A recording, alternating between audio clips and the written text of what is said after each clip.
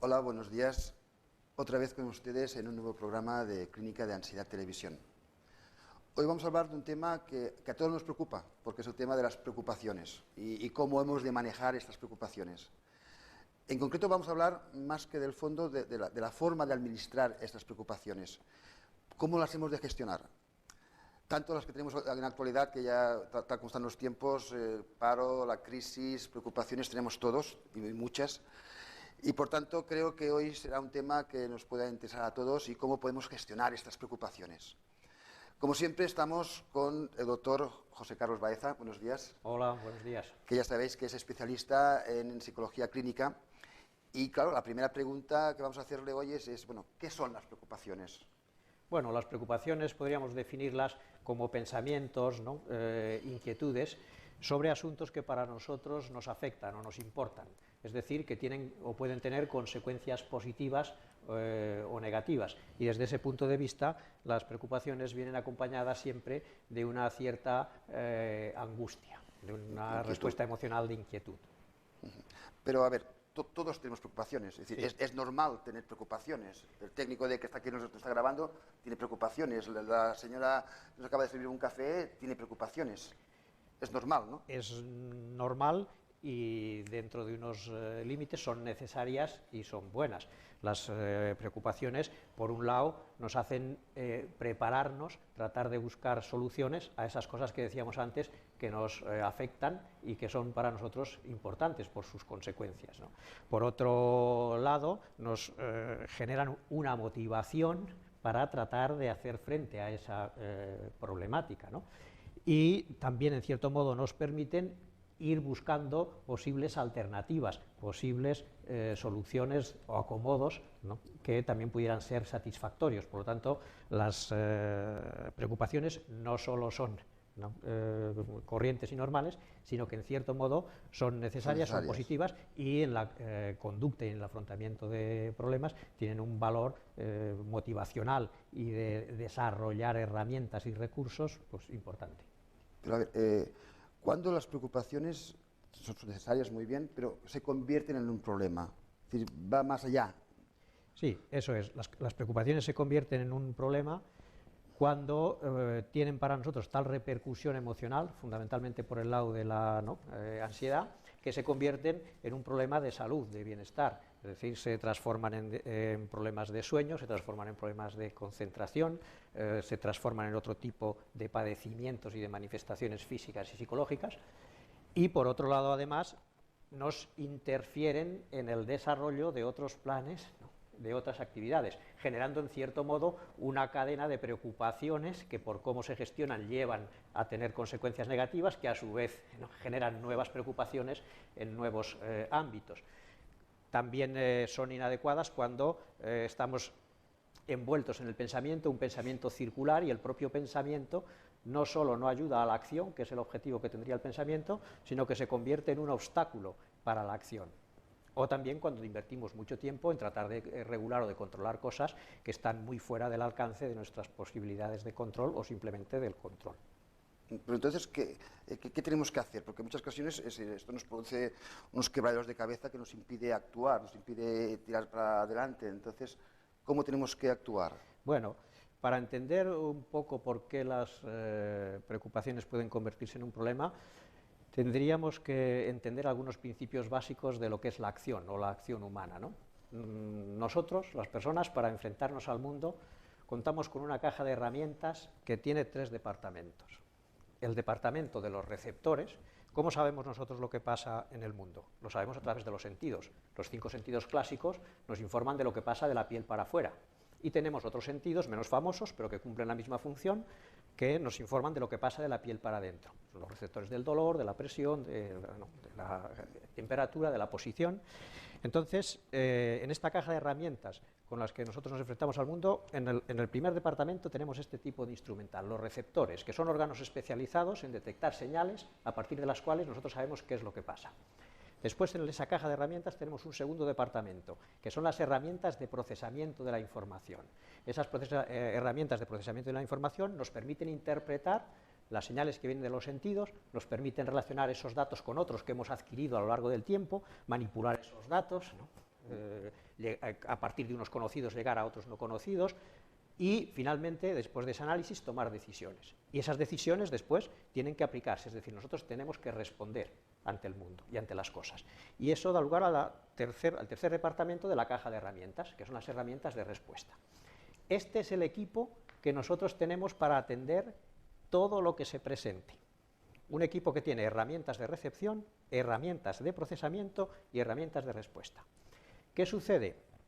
Que nosotros no podemos tener la caja de herramientas en dos tareas a la vez sin perder cierta eficiencia o sin perder cierta eficacia. No podemos tener la llave inglesa arreglando el grifo y además la rueda del parking y además el pomo de la puerta sin perder cierta eficacia o sin que los instrumentos estén constantemente en los pasillos. Sí, pero esto es inevitable, ¿no? Es decir, que a veces estamos conduciendo y te estás pensando en los problemas que tienes en casa al llegar y tal. Es decir, correcto. Hacemos herramientas. Sí, de hecho, efectivamente, tienes razón, hay tareas que sí que podemos hacer a la vez sin perder eficacia, siempre y cuando alguna de ellas esté automatizada. Nosotros conducir, ¿no? Cuando tenemos un entrenamiento suficiente, es una actividad compleja, pero que pasa a control automático. Nosotros podemos hacer un viaje largo en el que hacemos muchas operaciones y complejas de conducción y paralelamente estamos hablando sobre otras cosas y atendiendo otras tareas complejas. En ese caso sí que podemos hacer sin perder eficacia dos tareas a la vez porque una de ellas está automatizada y prácticamente no consume recursos, no consume recursos de conciencia.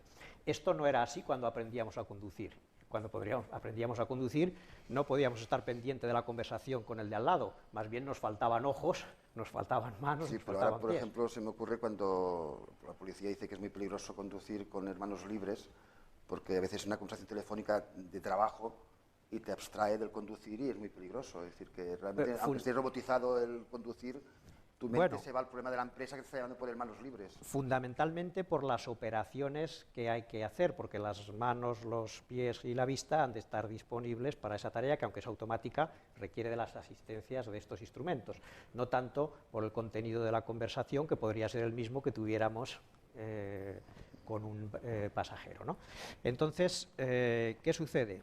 Que claro, nosotros como personas estamos involucrados, en muchos programas de acción, tenemos muchos intereses, hay muchas actividades que están en curso y que normalmente reclaman recursos de esa caja de herramientas, lo cual da conflictos entre los recursos. ¿Qué pasaría si ahora, por ejemplo, llama la administrativa o un asistente a la puerta? Pues aquí tenemos un problema, porque yo no puedo estar hablando contigo, mirándote a ti, ¿no? Escuchándote a ti, procesando los datos de aquello de lo que estamos hablando, respondiéndote a ti y a la par escucharle a ella, procesar la información del asunto por el que ella llama a la puerta y dándole una respuesta a ella. Si estuviéramos los tres aquí en la misma reunión no hay ningún problema, como si hay 4, como si hay 5 personas, pero en principio ella viene por un asunto y aquí estamos en otro. Y eso presenta una incompatibilidad. Esto nos pasa constantemente, son muchos los asuntos que llaman a la puerta, ¿no? Son muchos los asuntos que piden paso o que reclaman la atención, porque como digo, son muchos los intereses de todo tipo y las acciones de todo tipo en las que estamos involucrados y que para nosotros tienen un valor y tienen unas consecuencias. Así que figura que nosotros tendríamos que tener una regla que dijera qué tarea es prioritaria en cada momento. Es decir, a qué tarea se tienen que asignar preferentemente en ese momento la caja de herramientas. Sí, pero usted sabe que es muy difícil decir, el problema de la familia lo pondré en segundo lugar, pero en el problema del paro, porque quizás voy al paro dentro de medio año, lo pondré en primer lugar, pero también tengo un problema de enfermedad de los padres en tercer lugar. Entonces, sí, claro, no hablamos de una lista de prioridades en términos absolutos, sino en términos relativos. Efectivamente, puede suceder que, pongamos un ejemplo, mi hijo esté en el hospital porque hace unos días tuvo un accidente con la moto, esté en el hospital, estén haciendo pruebas y esté pendiente de esas pruebas. Vamos a suponer incluso que yo tuviera problemas económicos, que no llegase a fin de mes, que estuviera recibiendo cartas del banco, que mi otro hijo no pudiera ir a la excursión porque en el colegio me dicen que si no he pagado no puede ir y eso, lógicamente, pues a mí me apena que mi hijo se vea excluido de eso. Obviamente, en términos absolutos, para mí, ¿qué es más importante? los problemas económicos que tengo y los problemas de salud de mi hijo, o la entrevista, con todos los respetos para, ¿no?, ti y para los técnicos, o la entrevista que estamos haciendo ahora. En términos absolutos, no cabe ninguna duda de que para mí son prioritarios esos asuntos. Pero la pregunta no es esa. La pregunta es, yo hoy de 10, ¿no?, a 10:30 o 11 menos cuarto, ¿cuál es la tarea, cuál es el asunto al que yo tengo que destinar prioritariamente la caja de herramientas? Todo tu esfuerzo. ¿No? Y la respuesta es que hoy, ¿no?, de 10 a 11, la caja de herramientas, los recursos de percepción, de procesamiento y de respuesta, los tengo que asignar a esta tarea que estamos haciendo en este momento. ¿Qué sucede? Que eso entraña algunas dificultades, ¿no?, por algo que vamos a ver. Cuando las tareas que entran en competencia son tareas neutras, que para mí no son muy amenazantes o no tienen mayores consecuencias, en este caso no se ha establecido ninguna regla de a qué asunto hay que darle prioridad en lo que se refiere a destinar los recursos. Si ahora llama la administrativa a la puerta, a mí el cerebro me dice, bueno, ¿qué quieres hacer? ¿No? Le dices a la administrativa o al asistente que tome nota y después vemos el caso, o por el contrario, ¿no?, le dices, ¿no?, al entrevistador o a la persona con la que estás hablando, disculpa un momento, vamos a dejar esta tarea en stand-by, ¿no? Como dejamos esta tarea en suspenso, yo entonces puedo coger mi caja de herramientas y ponerla al servicio de la otra actividad. En este caso, en que el conflicto por los recursos viene de dos tareas que no son especialmente amenazantes o que no tienen consecuencias especialmente difíciles, yo puedo aplicar con facilidad la decisión que haya tomado. Si decido que hablo contigo, puedo mantener la caja de herramientas anclada a esta entrevista sin dificultad. Y si decido que hablo con la administrativa, lo puedo hacer sin dificultad también. Sin embargo, cuando las tareas que pugnan por esos recursos, alguna de ellas tiene que ver con temas amenazantes, aquí, y con temas que para mí pueden tener consecuencias graves, aquí sí que hay una regla fija que se ha establecido por defecto y que funciona automáticamente. Y la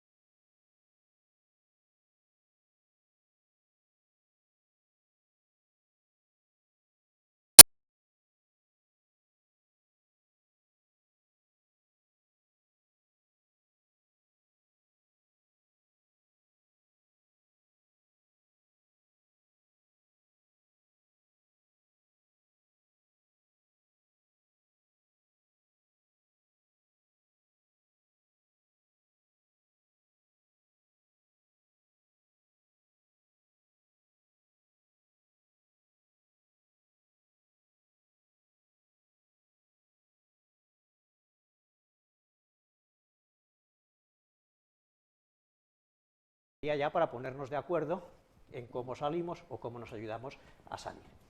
Nosotros solemos decir que la ansiedad o que las preocupaciones no nos dejan concentrarnos en lo que queremos, no nos dejan concentrarnos en leer, no nos dejan concentrarnos en ver la televisión. Sin embargo, claro, los centros, ¿no?, nerviosos que gestionan las amenazas, la opinión que tienen es justamente lo contrario. Esos centros consideran una distracción que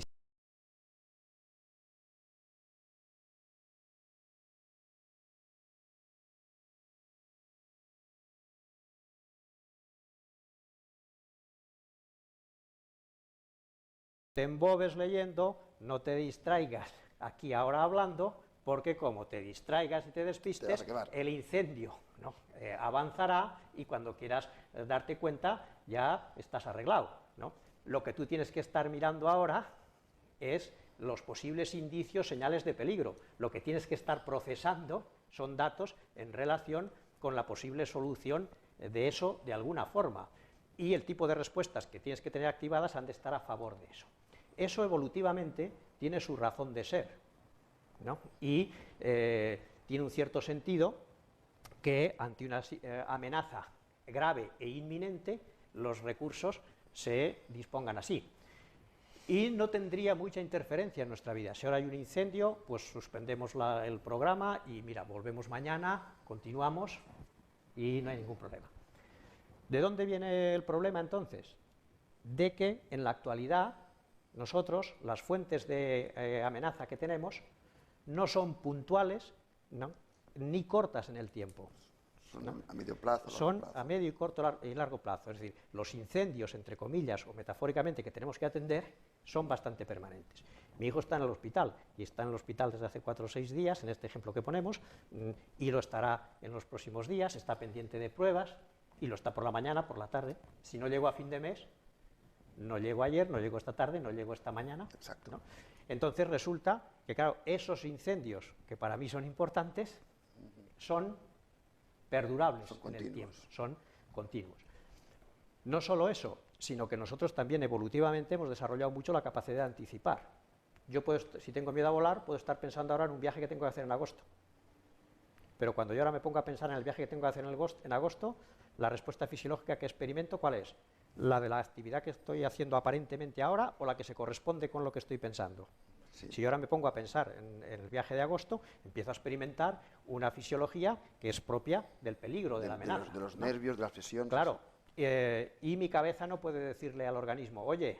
Deja de pensar en el avión. No, deja de pensar en el avión, cuesta, o tampoco podría decirle, oye, mira, que estamos, ¿no?, a 30 de abril, para agosto faltan 4 meses, hoy vas a pasar el día por aquí tranquilamente, no hace falta que te sobreactives como si fueras a encontrarte con ese peligro. Sudoración, sudores...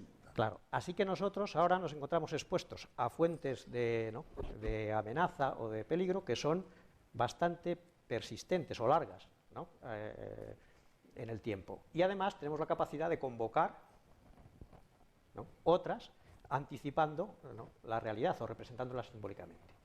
Así que, claro, eso da lugar a un problema, porque si se tuviera que aplicar aquella regla que habíamos dicho antes, que era tan básica del incendio, de que mientras haya incendios pendientes, los recursos tienen que estar destinados a ese asunto, si se tiene que aplicar esa regla, y dado que no llego a fin de mes, y dado que mi hijo está en el hospital y eso me afecta mucho, entonces, ¿cuándo dispongo yo de recursos para hacer la entrevista contigo? ¿O cuándo puedo leer un artículo que se ha publicado hace poco y que me interesa mucho leer? Porque, según esa regla que hemos hablado antes, figura que las herramientas tendrían que estar avueltas y dispuestas y disponibles para esas cuestiones amenazantes o preocupantes.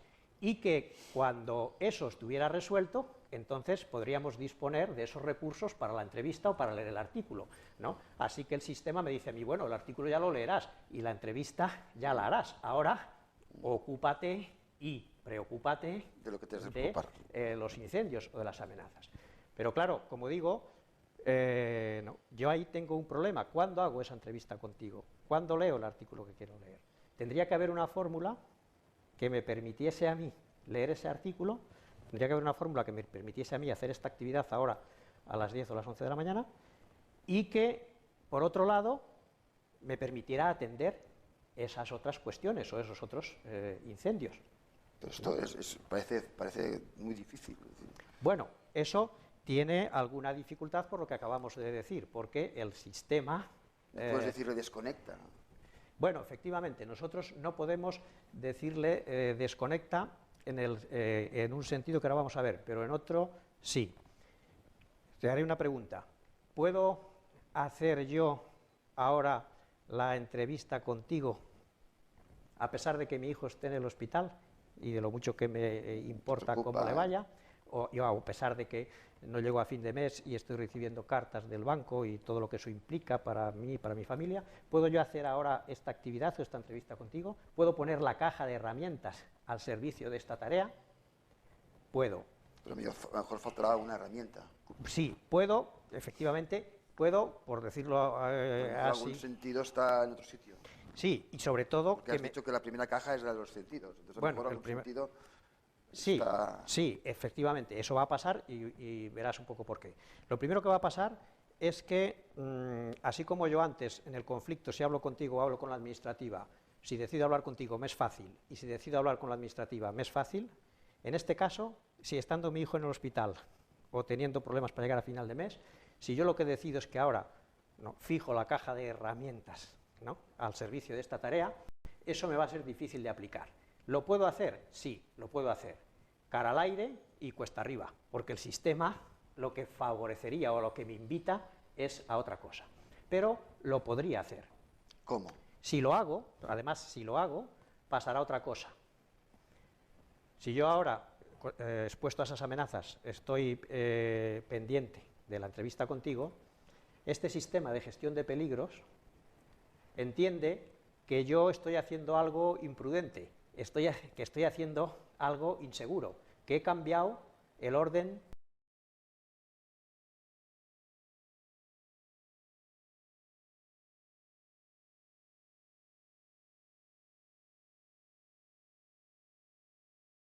aparentemente secundario, siendo que hay un incendio pendiente de resolución. Entonces, como digo, yo puedo concentrarme en la entrevista contigo. Me va a costar trabajo y esfuerzo mantener las herramientas en su lugar. Pero es que además, si lo hago, va a pasar otra cosa. Ese sistema de gestión de amenazas me va a ir enviando unos recordatorios. Unos señales, ¿no? Exacto, Es decir, me va a ir tu enviando... hijo está en la 315. Exactamente, me va a ir enviando unos recordatorios, unos mensajes en forma de pensamientos, en forma de imágenes, a veces en forma de sensaciones, que me vienen a decir, no te olvides del incendio, ¿no? Esto está pendiente, esto no está resuelto, bueno, fíjate tú de la Virgen y no corras, ya verás cómo te vas a pillar los dedos. Ese sistema de avisos es el que, como tú bien has dicho antes, yo no puedo controlar voluntariamente, ¿no? Ese sistema de avisos es automático. Nosotros no tenemos un secretario aquí dentro al que le podamos decir, oye, desconecta. Todos los avisos que vengan... Me los pasas luego. Exacto, todos los avisos que vengan de este remitente del hospital, o de este asunto, me los pasas luego, o no me los pases, que me quiero olvidar. ¿No? Bueno, en cierto modo el sistema está precisamente para enviar avisos para que yo no me olvide, o enviarme pequeñas alarmas que me dice que estoy en un paso o en una maniobra o en un procedimiento que probablemente pues no sea el más conveniente, porque estoy supuestamente desatendiendo amenazas en curso o vigentes, ¿no? Entonces sí que tenemos un secretario, pero está precisamente para lo contrario. Está para que, si yo, teniendo amenazas pendientes, estoy ocupándome de otra cosa, ese secretario me va a estar tirando de la chaqueta y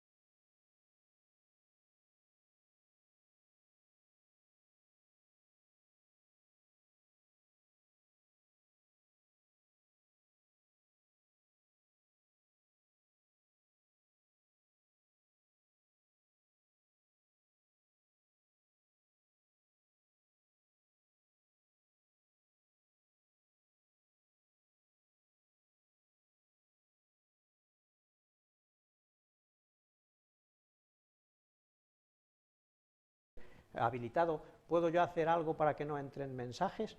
Y yo sé quién me va a enviar un mensaje y cuándo y cómo lo titula. Seguramente no, y cuando viene el mensaje lo veo, el título, y me da un vuelco al corazón. Y además a lo mejor le ponen un pitido y a lo mejor además le ponen un palo de aquellos rojos y me lo reenvían muchas veces, ¿no?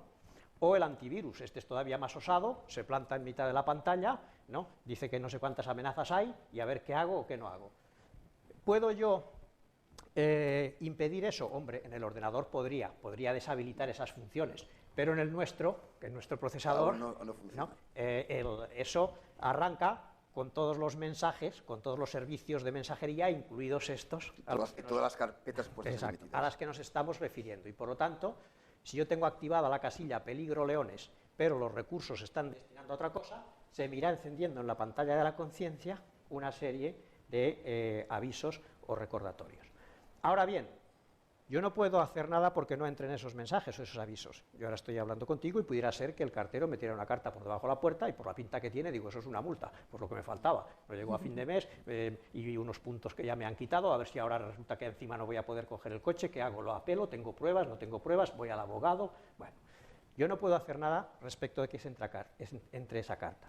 Lo que sí puedo yo decidir, aunque sea trabajoso, es si yo me ocupo ahora de esos asuntos o no. ¿Tengo yo que leer ahora el mensaje que me ha entrado del Messenger? ¿Tengo que suponer que quiere? ¿Me tengo que poner a leer? ¿Me tengo que imaginar a ver qué le voy a contestar? ¿Qué me contestará él a su vez cuando yo le conteste? ¿Tengo que ponerme ahora que estoy hablando contigo a redactar eso? ¿A imaginar entonces si diera lugar a un tercer problema, qué haría con ese tercer problema? ¿Lo tengo que hacer necesariamente ahora? ¿O puedo poner ese correo en el portapapeles y aparcarlo? Y hacerlo a la tarde a las 7, ¿no? En el caso de la multa que acaba de entrar, lo que parece que es una multa, yo no puedo evitar el impacto que me produce y el desasosiego, y a partir de ahí se me va a encender el sistema de alertas o de alarmas, ¿no? ¿Puedo yo seguir con la entrevista contigo? ¿Puedo yo no leer, no contestar, ¿no?, a lo de la multa? Lo podría hacer. En el tema de la administración de preocupaciones tenemos que entrenarnos en un procedimiento básico, en una gimnasia mental básica, que consiste en que nosotros vamos a separar el momento de los avisos, de la ocurrencia de los avisos, del momento en que contestamos a esos avisos. Vamos a separar el momento de las preguntas y del que se nos enciende la bombilla del momento en que las contestamos, ¿eh? Esa es la estrategia básica. Para facilitar eso, vamos a disponer en un momento del día lo que vamos a llamar la hora de preocuparse, ¿no? Lo que vamos a llamar la hora de ocuparnos de esos asuntos que están pendientes, exactamente, de colocar las respuestas, es decir, la hora de leer los mensajes, de pensarlos, de procesarlos y de decidir qué vamos a hacer y en qué momento vamos a aplicar las decisiones que vayamos a hacer. Ahora te haré una pregunta. Respecto del asunto multa que acaba de entrar, ¿no?, ahora y que va a tener para mí esas consecuencias, ¿hay alguna diferencia entre que yo lo considere ahora o lo considere esta tarde a las 7? Respecto de la cuestión de mi hijo y lo que haya que hacer, que está en el hospital, que le han hecho unas pruebas, que está pendiente de pruebas, que hay que hacer otras, ¿hay alguna diferencia en que yo me ocupe de esa cuestión ahora que estoy hablando contigo o lo haga esta tarde a las 7? Y respecto de que no llego a fin de mes o de qué hago o a quién pido ayuda o si reunifico deudas o quién me puede, ¿no?, socorrer, o con quién tengo que hablar y cómo lo negocio, ¿hay alguna diferencia entre que lo haga ahora o lo haga esta tarde a las 7? Entonces, si no entiendo mal, doctor Baeza, estoy diciendo de aparcar los problemas. Bueno, se trata de gestionarlos, de administrarlos, no de aparcarlos en el sentido de ignorarlos. Aparcarlo, ¿no? para coger el coche después. Sino de darles una determinada administración. La respuesta es, a estas preguntas que yo te he hecho, supongo, salvo que tú me contradigas, que respecto del asunto multa no hay diferencia entre que yo lo aborde ahora o lo aborde a las 7 de la tarde. Si me apuras, sería mejor hacerlo a las 7 de la tarde, que es el tiempo que tengo planificado para eso. Porque ahora aquí tendría tres opciones. o olvidarme de la entrevista contigo y de que estás aquí, sigo aquí sentado, pero Tu cabeza está en no, otro sitio. me voy a la multa. La otra opción, muy socorrida y poco conveniente, que es media cabeza para lo que tú me explicas y otra media cabeza para el asunto multa, o otra más satisfactoria desde todos los puntos de vista, que sería que yo cojo ese asunto y lo pongo ahí en el portapapeles. Que yo lo ponga en el portapapeles no quiere decir que no, claro, que no me siga viniendo los avisos. Ese que me ha enviado unos correos me los reenvía todas las veces que quiera y cuando quiera, y añadiéndole colores y florituras, ¿no? Así que yo lo que aplazo es la ocupación de eso, ¿no? Y en los temas, ¿no?, de mi hijo o en los temas de que no llego a fin de mes, exactamente lo mismo. Sin embargo, ¿no?, es verdad, como tú decías antes, que eso es muy es difícil. ¿En qué sentido? Claro, bueno, aparcar para después. Bueno, el problema sigue estando allí. Sí, claro, y como otros tantos. Pero nosotros lo que vamos a hacer es establecer el tiempo en el que vamos a disponer la caja de herramientas para atender eso, ¿no? Cuesta, pero ¿por qué cuesta? Porque parece que no, porque si yo digo, bueno, es igual, respecto de lo de mi hijo, que no, él lleva tiempo en el hospital, y respecto de la multa o del otro problema de que no llego a fin de mes, sería igual considerarlo ahora que a las 7 de la tarde. Pero yo, ¿por qué tengo una necesidad imperiosa de hacerlo ahora? ¿Por qué desde que ha entrado la multa yo tengo un desasosiego, un malestar, una zozobra grande? Porque claro, desde el momento en que yo tengo conciencia o conocimiento de un problema, y como eso a mí me repercute, eso me va a generar, como decíamos antes en la definición de las preocupaciones, una angustia, una ansiedad. Y la angustia y la ansiedad me genera, por decirlo así, una climatología interna adversa. Tengo unos síntomas y unas sensaciones físicas sudoración, que me importunan. Tengo unas sensaciones emocionales de miedo, de inseguridad, de angustia, que me son muy desagradables. Y tengo unos pensamientos, incluido el sistema este de avisos y de alertas, que también me importunan mucho. Que son pensamientos negativos, claro. Y yo que quisiera quitarme esa sensación de encima, ¿no? Quitarme esa ansiedad. Y esto yo no lo puedo aplazar. Yo desde que ha entrado la multa tengo, o desde que sé que mi hijo está en el hospital, tengo ese estado emocional, porque yo hay un saber que no puedo ignorar, que es que esas cosas están ahí. Y eso me está generando a mí desde ya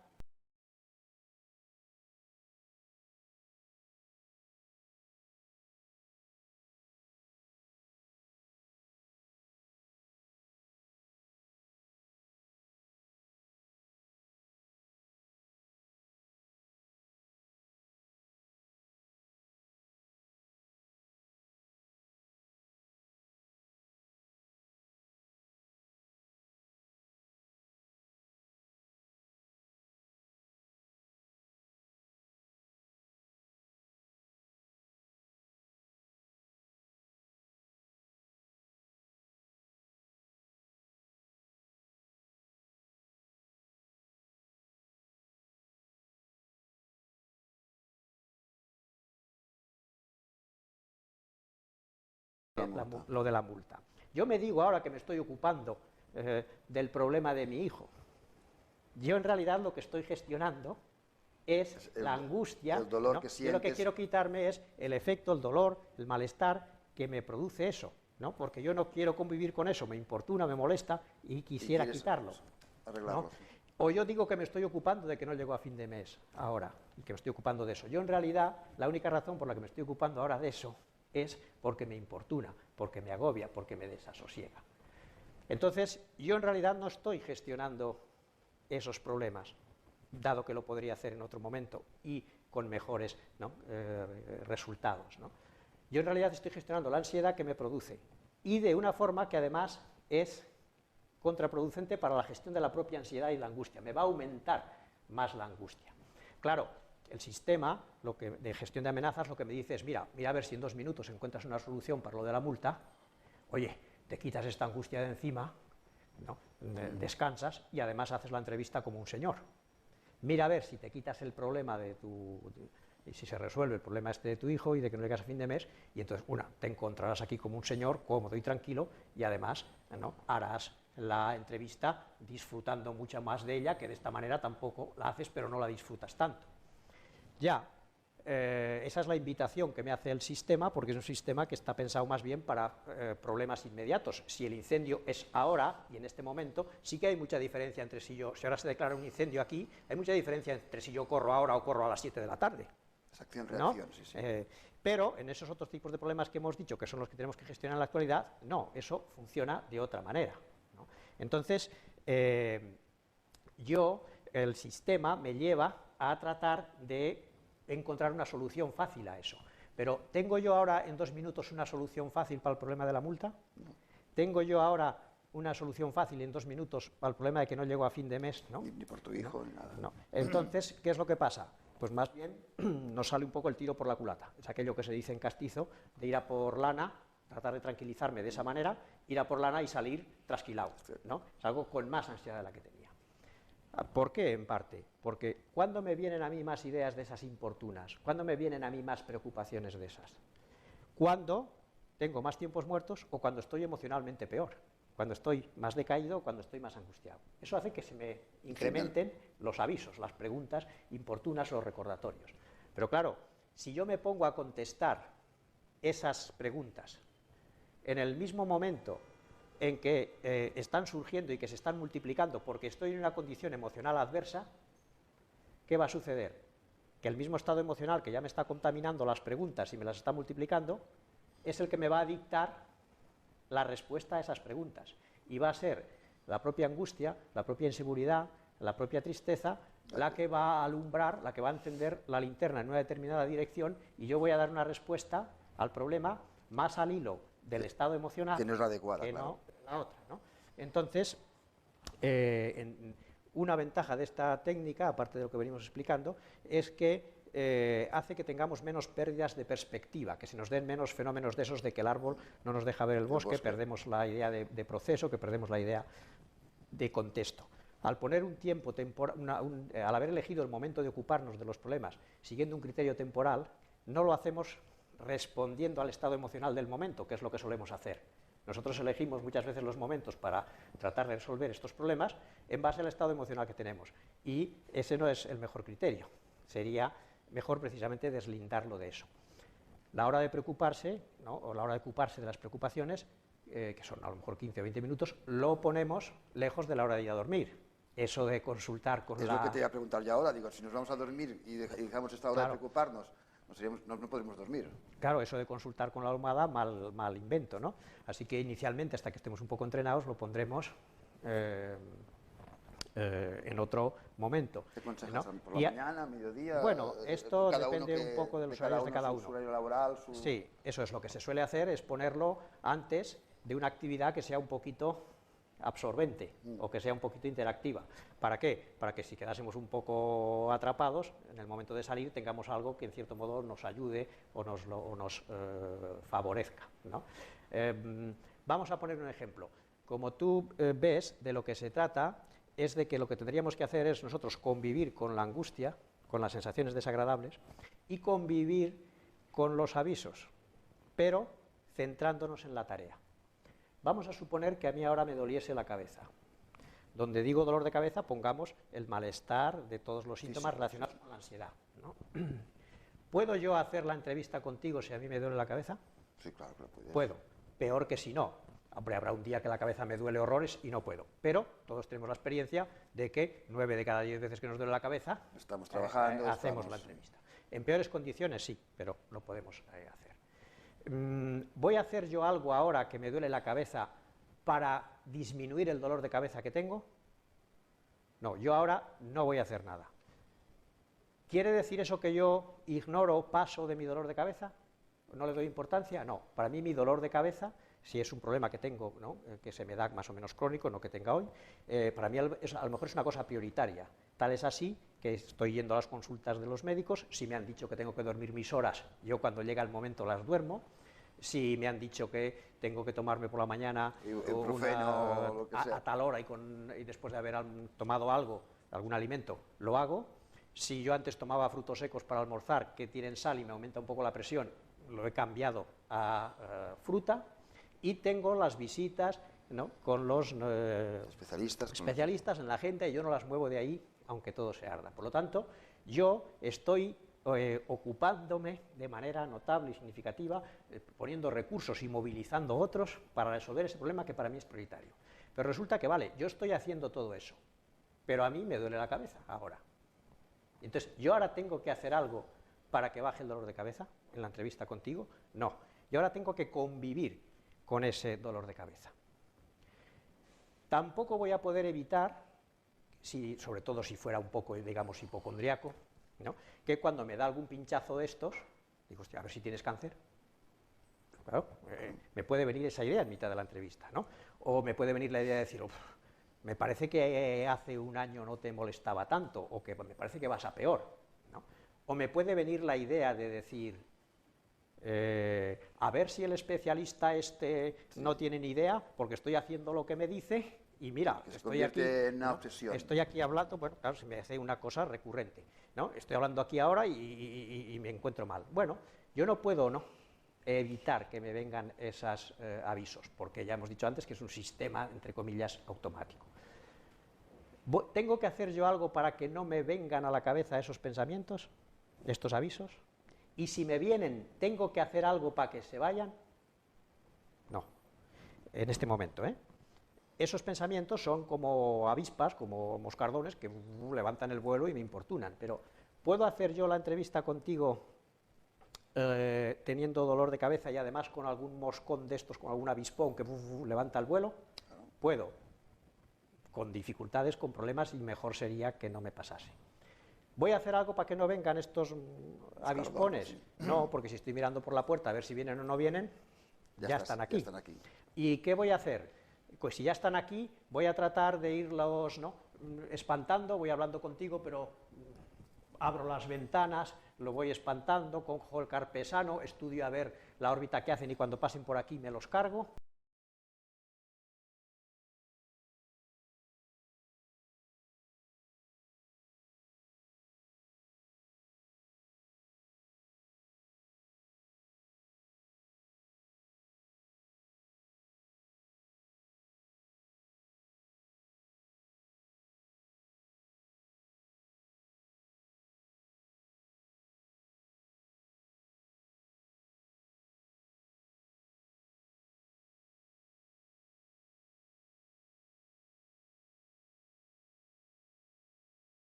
Peor, si gastaba antes más en medicamentos, si me está interfiriendo más o menos, quizás es importante, pero lo tendré que hacer en el momento que tengo marcado o establecido.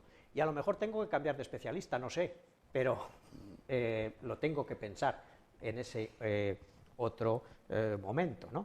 Entonces, en esto es básicamente en lo que consistiría, digamos, ese proceso.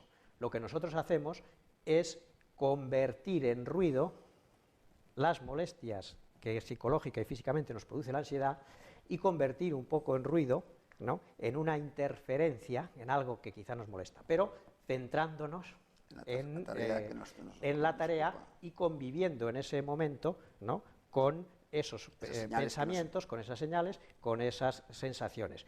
Que convertirlas en ruido, ¿qué quiere decir? Que no destinamos recursos de la caja de herramientas a eso ahora. ¿no? Sabemos que está ahí, pero las herramientas van para otros sitios. Y que nos interfieren y que nos molestan, pero van para otros sitios, ¿no? Muchas personas tienen la experiencia o la sensación de que, claro, de que eso de que manejar los pensamientos es muy difícil, ¿no?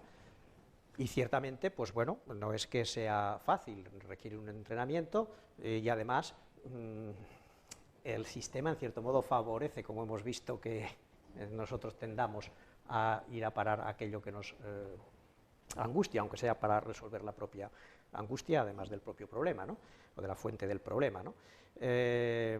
Bueno, es difícil, pero el truco está en parte en darse cuenta de eso al principio. Si nosotros, cuando se nos enciende la bombilla, entendemos un poco la tendencia a engancharnos ahí, a morder el anzuelo y ¿no?, quedar enganchados a esa preocupación, si nosotros nos diésemos cuenta en los primeros pasos, eso podríamos cortarlo más fácilmente, ¿no? Por poner un símil, esos pensamientos a veces recurrentes o envolventes, ¿no?, son como el hilo de una madeja, algo que nos va dando vueltas. Si yo me doy cuenta en las 2 o 3 primeras vueltas, yo de ahí me puedo salir. Será fácil salir. Pero cuando sea novillo grande ya es imposible. Claro, si me ha dado 50 vueltas y me doy cuenta de que me ha dado 50 vueltas porque ya empieza a oprimirme, yo de ahí ahora ya no salgo.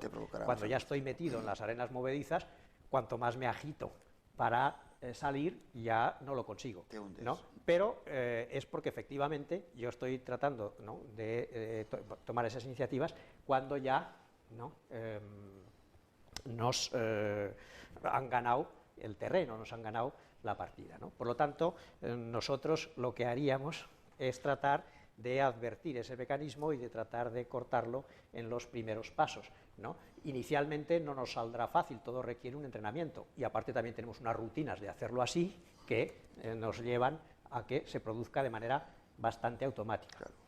Va a costar, pero eso no quiere decir que no se pueda hacer, ¿no? Cambiar una cosa tan simple como que yo he aprendido a abrir una puerta hacia la izquierda, pero se rompe y se parte, y el cerrajero me dice, no, tienes que abrir hacia la derecha, ¿yo eso lo cambio a partir de saberlo? No, yo lo sé, pero ahora cuando salgamos doy para donde he dado siempre, a pesar de que mi mano tiene la facultad de girar a la derecha y a la izquierda.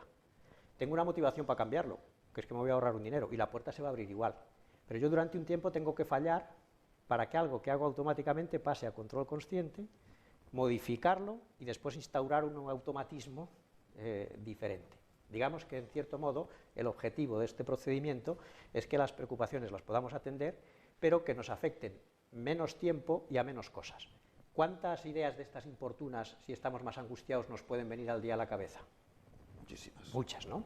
Vamos a poner una media pequeña, 60, como se repiten muchas de ellas. Si yo dedico 3 o 4 minutos a dar vueltas a ese asunto, 60 por 4, 6 por 4, 24. Son 4 horas. 4 horas de las 16 que estoy de pie a vueltas con eso. Eso es una interferencia muy grande sobre otras actividades. Pero es que además someto al organismo a un estrés fisiológico muy alto. Es lo que decíamos antes, yo no puedo estar pensando en el avión y estar tan campante. La fisiología irá donde vaya la cabeza, ¿no? Por lo tanto, yo tengo que poder reducir un poco esa interferencia y tengo que poder reducir un poco ese estrés fisiológico al que someto al organismo, ¿no? Muchas personas llegados a este punto dicen, hombre, claro, pero no vamos a sacar el mismo agua clara en 20 minutos al día que en 3 horas. Claro. Bueno, claro, o 4.